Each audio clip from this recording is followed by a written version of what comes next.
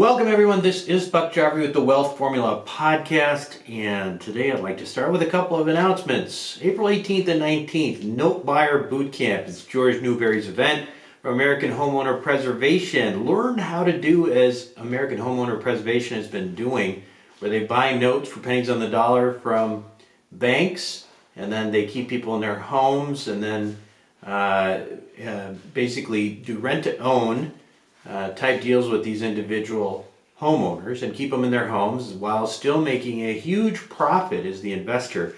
I'm really excited to be there and to learn this whole process. So go to wealthformula.com and grab a coupon for $200 off and make sure to be there. And I still need to plan an event, by the way. Hopefully Phil will remind me. So I'll do that, and then I'll let people know about that, about the Wealth Formula event there at that time. Now, another announcement I have is something that I've been working on for some time now. It's called Your Roadmap to Real Wealth. Now, this is a course, the Wealth Formula course that I have alluded to in the past, and it will be launching next week. Okay, this is a course that will be taught by a star-studded faculty, including Rich Dad Advisors Tom Wheelwright, CPA, Ken McElroy, the real estate guys, Kevin Day, Dean Graziosi. These are just to name a few of those people, and some of the stars. I'll also be, of course, teaching in that, and if you like the way I teach, you're going to not want to miss this. In addition to the course, that course is going to come with a 3-month free membership to what is going to be the Wealth Formula Network.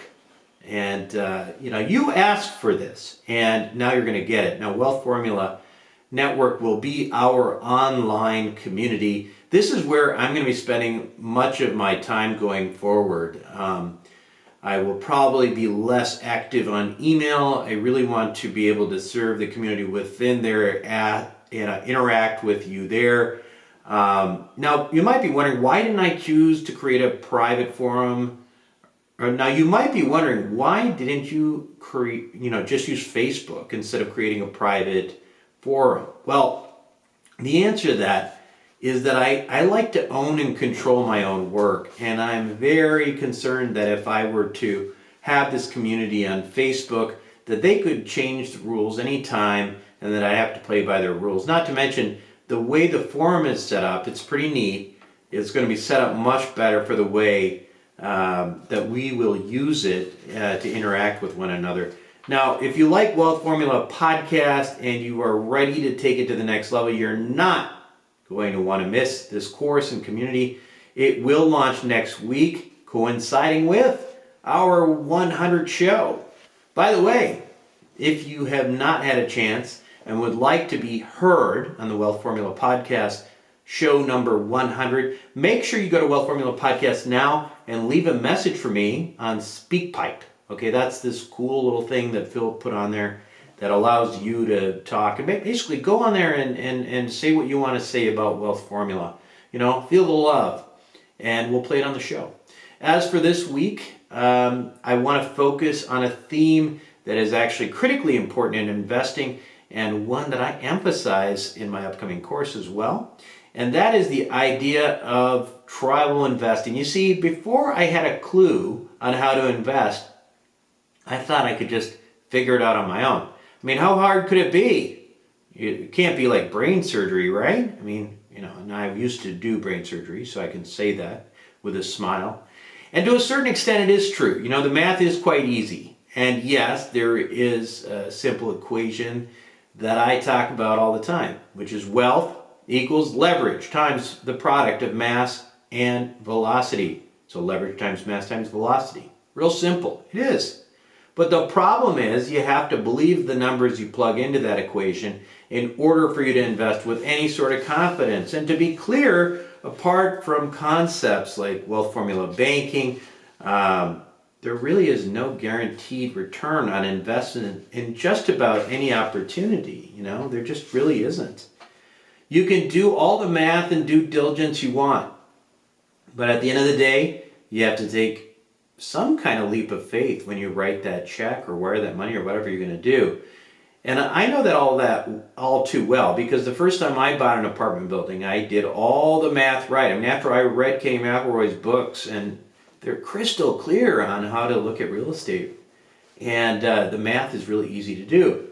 But there were many things that I did wrong that caused me to lose about $300,000 on that whole deal. And it had nothing to do with the math. And boy, did I learn. In fact, I'm happy to say that I've never actually lost money on another apartment investment since then. And a big reason for that is my discovery along the way that investing is indeed a team sport. Right. You've heard that before, I'm sure, and you might think it's cliche, but in fact, I think it's more than just a team sport. I think it's a tribal thing, right? It's like a really intimate thing that you have to be engaged in. You see, with the concept of tribe, there is this idea that we can all benefit from the collective strengths of our community and learn from our weaknesses. Yeah, I mean, learning is best done through mistakes, but they don't need to be your mistakes, right? You can borrow the battle scars of others in your tribe. Tribe also suggests an orderly community, one in which there are checks and balances. It's a way for people to create order out of an otherwise chaotic world. And the same can be said for your financial tribe, right? I mean, I'm using this analogy because I like analogies if you have not noticed, because it really it really sort of illustrates the importance of it in my mind. So tribe is important. You want to have people that have your back, and you want people with whom you invest to take your money personally. You want them to feel personally responsible for your money and also worry about their reputation in the community if they don't perform or if they do something malicious.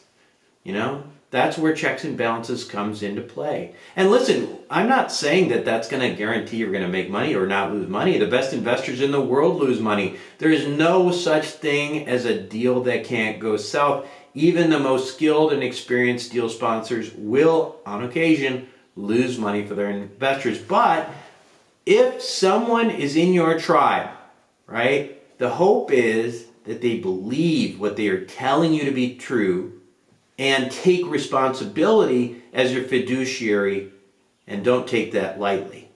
That's why I say it's always important to constantly expand your tribe. That whole network equals your net worth, or no, it's the other way, right? Your net worth equals your network. You need to be able to trust people before you can trust their deals. Now listen, some of you occasionally send me opportunities, over email, and you want my opinion. And honestly, more often than not, when I get those, I send you a one-liner. And I say, I don't know them.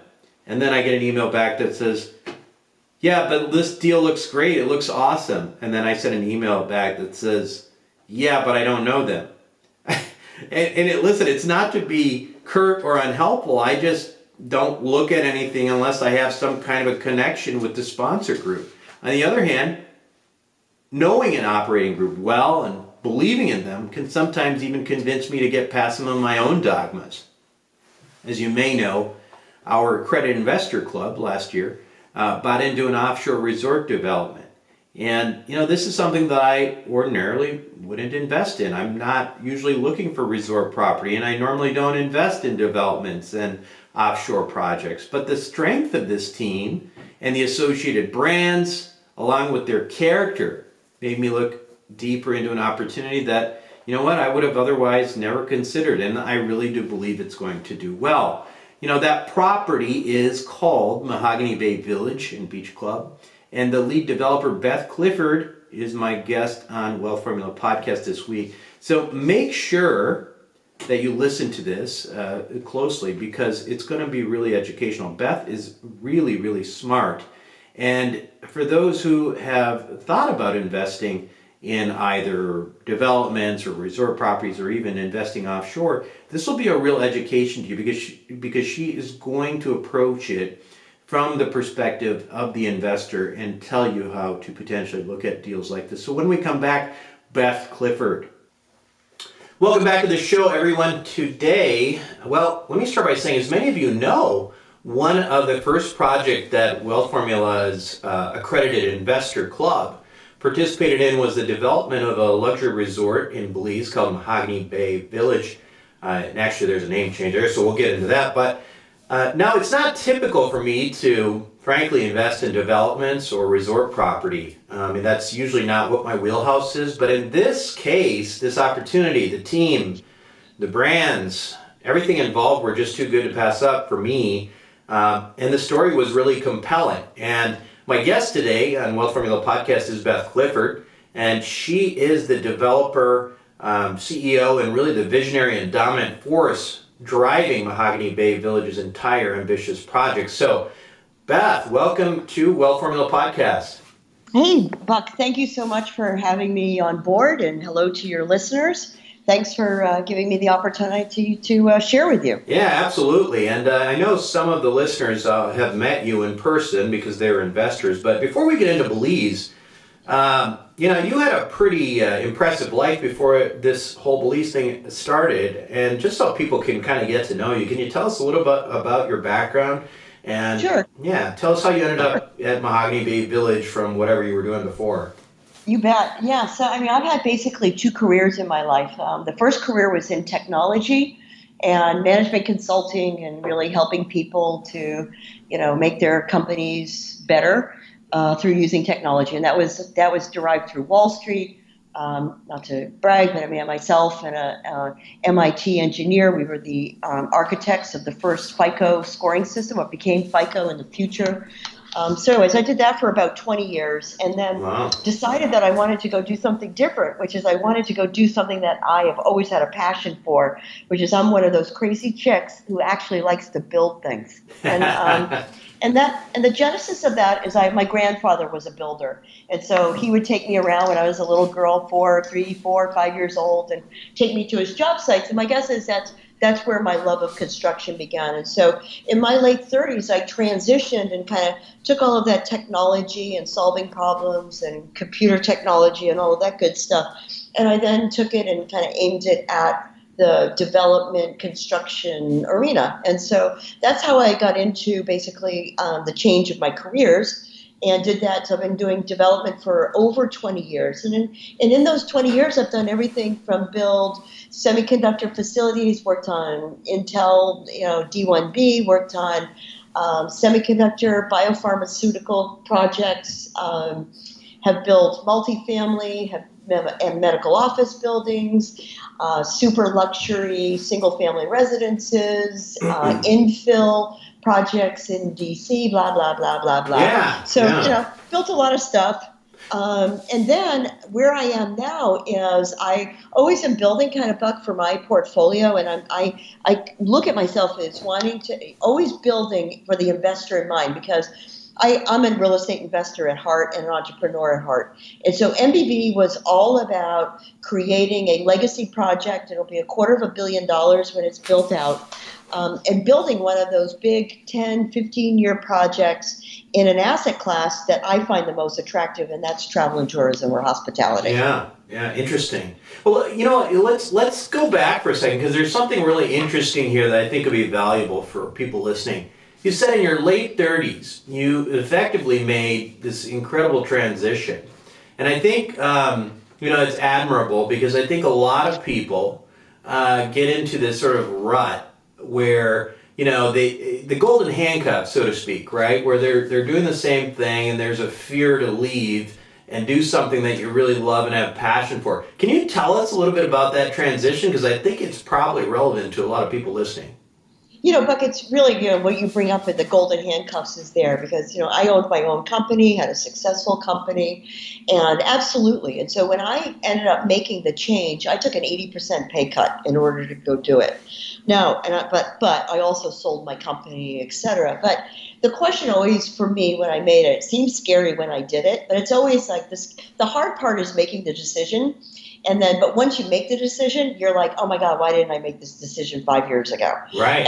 And why would you get one life, right? That's it. I haven't found anybody that I know of that gets more than one life. And so why would you do it in something that you really don't have passion in for, and you don't wake up every day? And I don't have a job, Buck. Yeah. I do not have a job.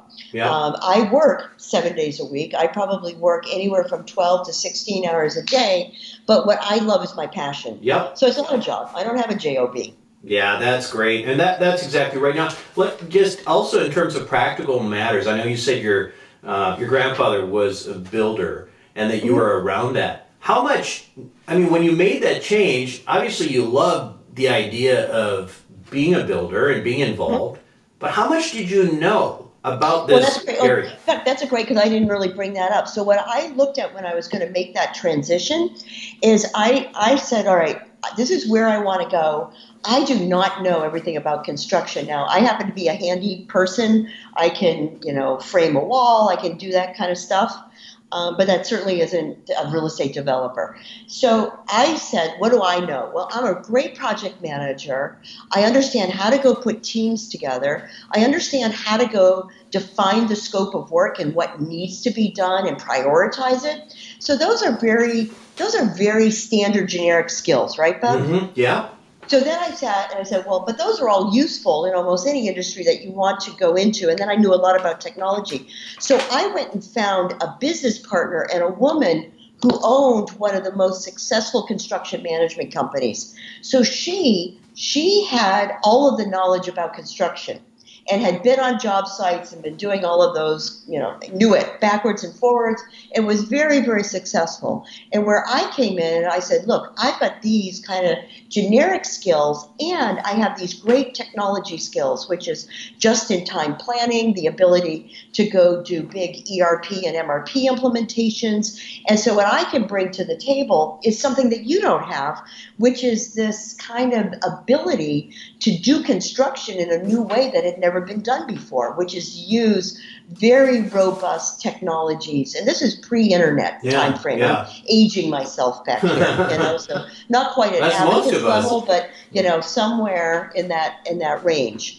And so that's where I started out, which is I said, I'm going to lever what I already know and partner with somebody who has the 10,000, 20,000 hours of expertise that I don't know, but that I want to bootstrap and learn as much from that person. And I was able to go get all of her information probably within 1,000 hours of working with her. Does that make sense? Yeah, it sure does. I mean, I think it's brilliant. Hey, the other point I bring up here, because I talk to a lot of people who've got the golden handcuffs, who've got, these ideas and opportunities, and there's this idea that maybe you're too old to do it, you're already, 40 and, 50 or whatever, but I always go back to this idea that, hey, how old was Mark Zuckerberg when he started Facebook?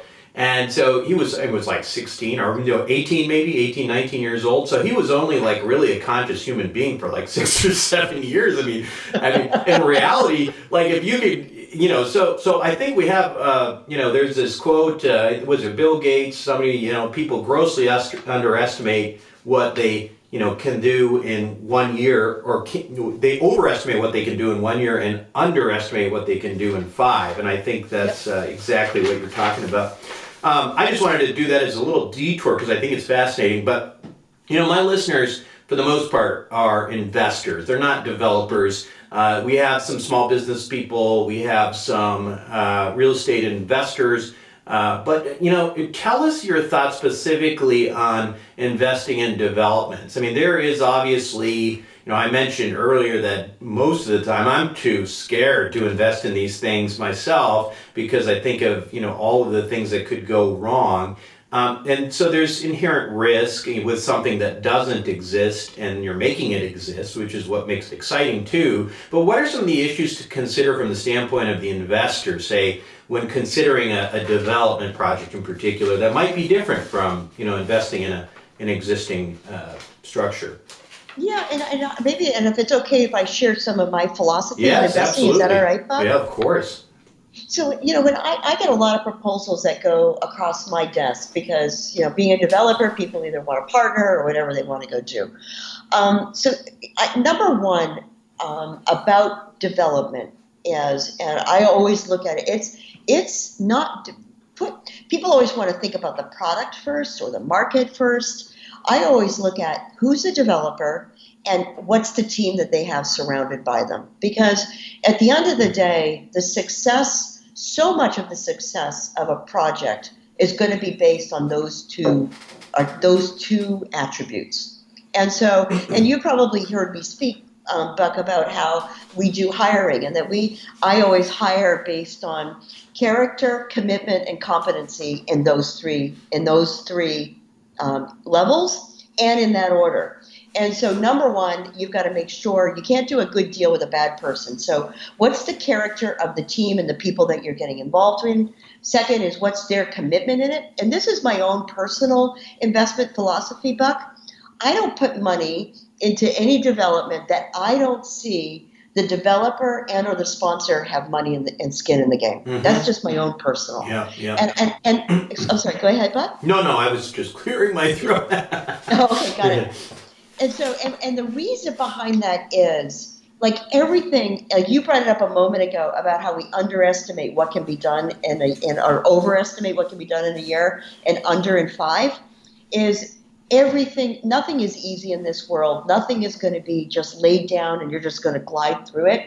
So you've got to go make sure that you've got a team that's going to stick through it, through thick, through thin, through every problem that's going to come up.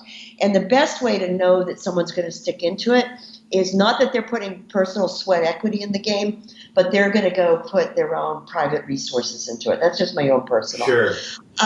The second is then, team is everything. So number one, we talked about team. The second then is I always look at kind of asset class and market. So, what are you looking for? Rates of return, and you've got to go look at the market about what is going into the ground. And so does it make sense? Like, why is this person building it? I mean, everything about development has to be market driven. We all know that real estate is location specific and it's very, very local. So why have they chosen the market that they have? Have they selected a product that is the highest and best use for that particular market? And why are they in the market themselves? Like, those two things need to go hand in glove. So I'll use it for instance. If you're investing in multifamily and somebody's going to be bringing multifamily up out of the ground, then you're going to want to be looking at a market like, does it have strong jobs growth? Does it have strong rental growth? What's the current vacancy rate in the area? What's the trend line for lease prices in the particular area, prices to go build at, et cetera. So you've got to go do all of that due diligence and then make sure that the market that you're in has the market drivers that then support the highest and best use and or the product, or what you would call the product that's being put on the ground. So if you're in a high job growth area, that may not necessarily mean that that's the right place potentially to go put a medical facility or not. So you just need to make sure that the market indicators are the exact same indicators that would be driving yourself to go put the right product class onto the ground. So from the investor standpoint, of course, what we want to do is when we look at that private placement memorandum, when we look at the executive summary there, we want to make sure that those are the kinds of things that are included and try to understand those and in certain situations verify. Right? It is, because things are so much easier when you have market forces behind your back. And when market forces are coming at you right into your face, then that's going to make your potential income stream more difficult for you to derive, correct? Whether it's for appreciation and or for cash flow, it's a beautiful thing. For instance, I did a lot of development, did 8 projects in the last 5 years in the Metro DC area. And I did them all where brand new metro infrastructure was being put into the ground. So I basically drafted after this race car called $4 billion Silver Line. So that means somebody else, Buck, is putting the money into the ground. But my research had shown that everywhere in the Metro DC area where the metro was expanded, that within that time frame, within 5 years, appreciation rates would be going up at between 12 and 15% per annum. So, and that's not me spending the money, Buck. Right, right. It's not me spending the $4 billion to get the appreciation Yep. moving. It's Yep. just me our team being smart enough to know, well, someone's putting $4 billion into the ground. Let's go chase after that kind of a win in our sales from our rear. Does that make sense? Absolutely. And let's, since we have a number of the listeners actually invested in this opportunity in Mahogany Bay already, Sure. and let's use this as a case example of how this, how some of these things, how you looked at them based on this template that you just described, how this all came together. And so again, when I was looking for that legacy project, I wanted to, number one, go into the asset class with the highest rate of return, and hospitality has one. So the average cap rates of hospitality projects around the world are somewhere between 9 and 14%. So I think we can all agree that that's a relatively high rate of return, particularly in light of other asset classes. So number one, that was what I wanted to go build. Then the second was, all right, if I want to go build in a high return asset class, now I want to go also find an appreciation play if possible. And so we spent 2 years looking for a market that we felt was going to be a breakout market. And I can go through a long analysis of it, but here's the nuts and bolts of it, is that it was basically, it had to be within 6 hours by flight from St. Louis, because that was where about the median place of the United States is. And it had to be within one time zone of east of Eastern, or one time zone of Pacific time, because our market was going to be Americans. And so when we did that, it turned out that the market, that showed to us that there were 12 Caribbean islands, that Mexico, and all of Central America. And then over 2 years, we went through every one of those possible areas to go find what I'm making air quotes right now, but where is the next coming? And so when we found Belize, we found it. So, you go into Costa Rica. Costa Rica is overbuilt, saturated, prices deflating. Panama isn't really a tourism market. It's really a financial hub. Nicaragua, too early to invest, and the wrong investor. They're people who want to live on $10,000 a year. I don't want to go figure that out. El Salvador, not ready for investment. You can see where we went through all of it. Grand Cayman, too expensive, billion dollar projects to go get into. So we went through all of it, but when we found Belize, we're like, oh my God, it's got all of the natural resources. It's got all of the human capital resources that we need. It's got the second largest reef and the largest living barrier reef in the world. It's got so many wonderful adventure travel places. And so we were looking at it and going, two things were going on. We had predicted that the tourism or hospitality market would be moving from the mundane, the pablum, the Taco Bell. It would be moving towards the authentic adventure tourism market, that's where that was all moving. And so that was a prediction we made 14 years ago, is that these generic sandals things isn't where people are going to go, that the puck is moving towards authentic travel. That was one. And so, that was one of the major drivers. And two, and that they want to go into a destination and people want to feel cool, that they kind of found the next. And so we think we did the right thing on it. We can certainly look back now. And so not always do you have the right crystal ball. But I look at two things that happened down the country in Belize, is that tourism is basically tripled in size in the last 3 years in this country. And this may be of interest or not, but I was just interviewed for Bloomberg yesterday for their publications. And they're doing a feature piece, which is that Belize is now the hottest high-end new market for hospitality in the world. And so I spent an hour and a half on the phone with the Bloomberg group, and that they too see the same trend, and they'll be publishing a piece in their publications over the next month. And they were talking to me about it yesterday. So they see it as well. So, so that's a great thing, right? So it's good. Right. When you've got tourism rising, you've got rates increasing. And when I spoke to Bloomberg, what I noticed when we came down here is this was a great, authentic tourism place, but the tourist, the traveler that comes to Belize is changing. 14 years ago, it was a person with an REI backpack and with Teva sandals that was getting off the airplane. Yeah. Today, they've got Louis Vuitton luggage and a pair of Manolos on. Yeah. And so when you see that, now all of a sudden you know that the mix of the product that's available for the guest and the resident needs to change, because the person who's coming in and coming from New York City is not going to be interested in staying at a 2-star that's in somebody's backyard. Right, and there was a shortage of rooms, right? Ultimately, that was one of the driving forces as well. There is, and I mean, and we're blessed in that, you know, we opened up this year, but our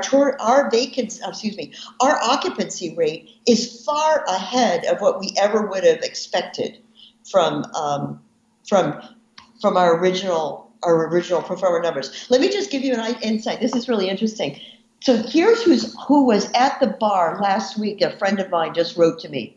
I just sat at your bar and I met the following people. They were from London, Manhasset, Long Island, San Francisco, South Africa, Montserrat, and Jakarta. Wow. That's an international crowd for you, right? Who was sitting at my bar last week. That's very cool.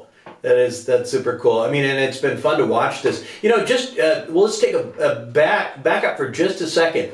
Let's just describe this for people who don't know about it. What the Mahogany Bay.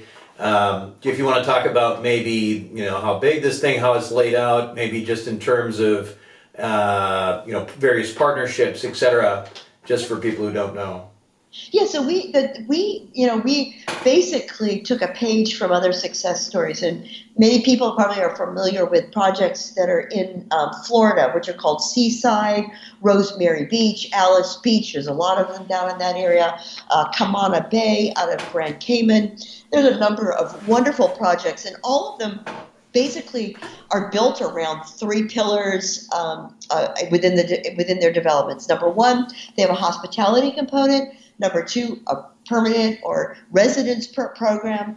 And then number 3 is that they have a downtown and a work and retail services downtown. And so what they're classically called is new urbanism resort properties. And so we really just kind of looked at what had been successful in the past and said, how do we bring that into a brand new place, Belize, and build it? So that's what we have here on the ground at Mahogany Bay Village. So the village itself is made up of those 3 components. So number one component is Mahogany Bay Resort and Beach Club, which is Curio, a collection by Hilton. And so we were able to work with the Hilton Group, and we brought the very first significant flagged hotel into the country of Belize, and really felt honored that we were selected and chosen to be that partner in the company. And then second is we were then building out residences, and those are townhouses. And so that product, back to the Hilton product. So that product is everywhere from just a king-size cottage, 392 square feet, to 1,400 square foot what we call a family cottage with 2.5 bedrooms. And that product is all owned by investors and is put in the rental pool and can derive income and appreciation through ownership of the Hilton product. The second is our residence program, which is we call Mahogany Bay Homes. And that is a coastal living lifestyle community. Coastal Living, many of your people may be aware of, is a wonderful magazine that's out of the Time company, Time Incorporated, which has now been acquired by Meredith. And so we couldn't have a better partnership, because Coastal Living is all about the aspirational lifestyle of people wanting to have a second, third home and living on the coast. And so who has a better readership and a better match than for us? And so we built, and those properties are 2, 3, 4 to 5 bedroom, anything from townhouses to single family residences, and that those also could go into a rental pool as well. And so those are labeled and promoted under the Coastal Living brand. And then the third component is our Mahogany Bay Townlet, and that is now made up of over 20 tenants, retail, that are providing everything from food and beverage to service, hairstyling, yoga, chocolate, making chocolates on site. We've got 8 different food and beverage outlets that are part of it. So that also brings to us like a robust downtown, and it allows our guests and our resident to have a better quality of stay and better quality of life when they're on when they're on property. Because the Mahogany Bay Village has been able to attract literally some of the best service providers in the country of Belize. And so they're best in class in scuba diving, in fishing, to all of those. And so those are all things that I, as a developer, certainly couldn't check any of those boxes. But what's always best, I always call it this way, which is, 1 me plus 1 my tenants is equal to 3. And so I myself could not have brought all of those experiences to the level of excellence that all of our partners have. Yeah, it's a really unique property, and I think one of the things that's important to understand about it, it really is a village, right? I mean, it's kind of like, it's like a little town, and it's pretty cool that way. It's not like a big box that's kind of, sterile. A lot of the, big name hotels that you see, it's like a little community, which is neat. Let's talk a little bit about where you are with that project, and is it where you thought you'd be in the last year or two, and what do you see happening over the course of the next year or two? You bet. So our goal was always, the Curio product is where like 98% sold out. I think we have like 3 or 4 doors that are left. And so we're brought online now, and we're open with 106 Curio hotel rooms, and we'll be releasing the next tranche of hotel rooms during 2018 as our occupancy continues to grow. And our goal is that within 2 years we'll have over 305 Curio rooms available, and those will be in the rental pool. We continue to grow. We're building today townhouses and single-family residences as part of the Coastal Living product, and we continue to add tenants. I just met with 2 prospective tenants today. So we've got about 20 in the Village Townlet right now. Our goal over the next 5 years is to grow that to a total of 40 to 50 tenants over the next 5 years as we continue to grow. It's like any development. We always think of it as, you're in this morning, you've got milk and cereal, right? You eat some cereal, and then you've got to go put more cereal in, and then you got to put more milk in. And so the same thing happens with real estate development, in that when you're putting in more rooftops, which is to us more hotel rooms and more residences, then that automatically drives at the requirement and the amount of traffic that you need in order to bring in more retail. So those are always symbiotic relationships, and our village is not beholden, obviously, to just our guests and our residents. It's a new downtown center for the island of Ambergris Caye, and so that's what's really fun. Like we've got a huge Easter egg hunt and a big Easter project that's going on in a couple of weeks, and so the whole community of Ambergris Caye, locals, residents, everybody will be coming down here and having a great time over the Easter holiday. So it's just a fun place. We're really part of the community. Where we're going next is we acquired a piece of property on the west side of the island, which is literally the most beautiful. It's pristine beach, has no turtle grass. I mean, and west means it's facing the sunset. And so it's the first piece of land that we acquired in the country of Belize. And we were originally not planning on bringing that online with any vertical product, probably until the start of the development of 2020. But now with almost 4 months of operating the Curio product, what we see is an enormous demand, and we underestimated the slope of the line towards that high-end guest who's looking for a unique experience. And so that's what I'm spending my time on now, which is the master planning and development of what we call internally Mahogany Bay West. And that's going to be a planned community with us, 70 lots. And on top of that, it's going to have somewhere between a 45 to 55 room, very, very special hotel that will run as a companion to Mahogany Bay Resort. And so details on that are forming in-house right now. We'll have specifics on it probably within the next 2 to 3 weeks, but we're currently under full schematic design of bringing that property in with the expectation that it would be ready for occupancy in the high season of 2020. And, the good news is, as a developer, we know what it takes.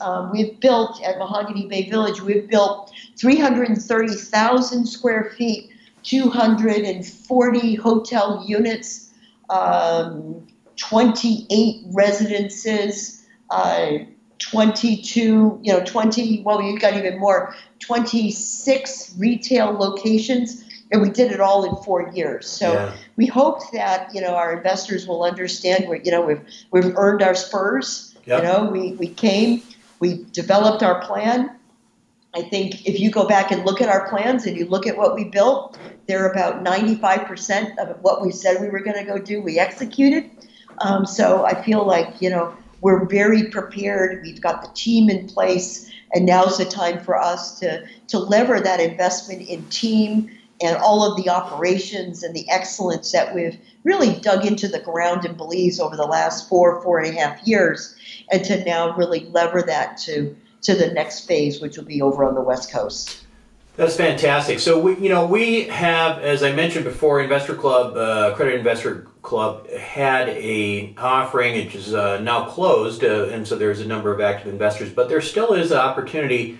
If you have an interest in potentially picking up some property on your own, if that's of interest to you, certainly reach out. Probably the best thing to do is just to email me directly so I can connect you with the staff there over at Mahogany Bay. It's buck@wealthformula.com. Beth, thanks so much for joining us. And, this has been really, I think, a really great explanation of this whole process. And how else can we learn about you and what you're up to? Well, you can certainly go on to mahoganybayvillage.com and you can see what we're doing and all of, learn more about the project there. I stay pretty quiet, and so you don't hear a lot about me, but over the next year, over the next couple of months, I'll keep in touch with you, Buck, but that I'm going to be a little bit more vocal and a lot more speaking engagements and things like that may be helpful and useful for your investors. Fantastic. Thanks again for being on the show. No, Buck, and thank you. I mean, you've done a brilliant job. I've watched how you do due diligence on the job and how vigilant that you are in just your investment philosophy. So thank you so much for all you've done. Thank you. We'll be right back. Welcome back to the show, everyone. Beth Clifford is always a pleasure to talk to, and hopefully you got a lot out of that show. I know I certainly did.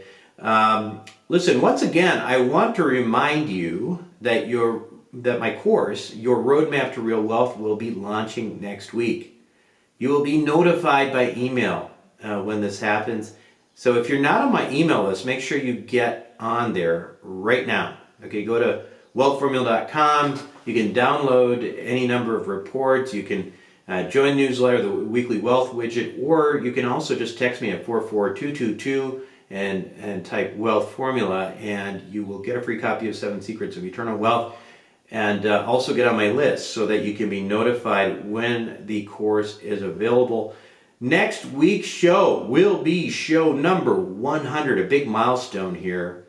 Thanks for coming on this journey with me, Wealth Formula Nation. This is Buck Joffrey signing off.